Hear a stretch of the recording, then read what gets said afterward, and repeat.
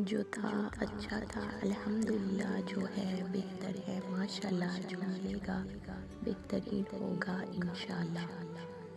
مشکلات ہمیشہ بہترین لوگوں کے حصے میں آتی ہیں کیونکہ وہ اس کو بہترین طریقے سے انجام دینے کی صلاحیت رکھتے ہیں۔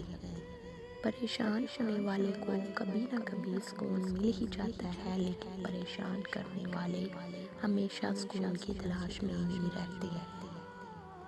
زبان کا کہا دنیا سنتی ہے اور دل کا کہا اللہ سنتا ہے۔ تیرے سجدوں کی اس کو کیا ضرورت ہے، وہ اگر چاہے تو پرندوں سے بھی طواف کروا لے۔ بہت تکلیف دیتے ہیں وہ درد جو بنا قصور کے ملے ہوں۔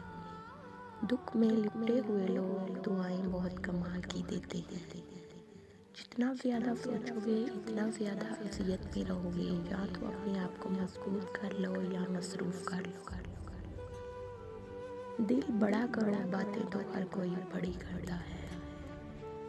توبہ کرتے رہا کرو، زندگی کب ختم ہو جائے گی کوئی نہیں جانتا۔ ساری کائنات بھی اگر تمہارے خلاف اٹھ کھڑی ہو، لیکن تمہیں یہ یقین ہونا چاہیے کہ اللہ تمہارے ساتھ ہے۔ حسد دراصل خود اعتمادی کی کمی کا نام ہے۔ ہر انسان کا دل برا اور بے وفا نہیں ہوتا، بجھ جاتا ہے دیا تیل کی کمی سے، ہر بار قصور ہواؤں کا نہیں ہوتا۔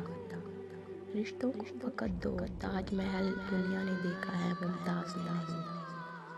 ماں کی گود سے قبر کی دیوار تک زندگی کے ہر پہلو پر نظر ڈال کر دیکھ، اللہ کے سوا کوئی کام نہیں آتا۔ جیسا سوچو گے ویسا بنو گے، تمہارے خیالات ہی تمہاری تقدیر ہیں۔ اگر انسان اپنی انگلیوں کا استعمال اپنی ہی غلطیوں کو گننے کے لیے کرے تو دوسروں پہ انگلی اٹھانے کا وقت ہی نہ ملے۔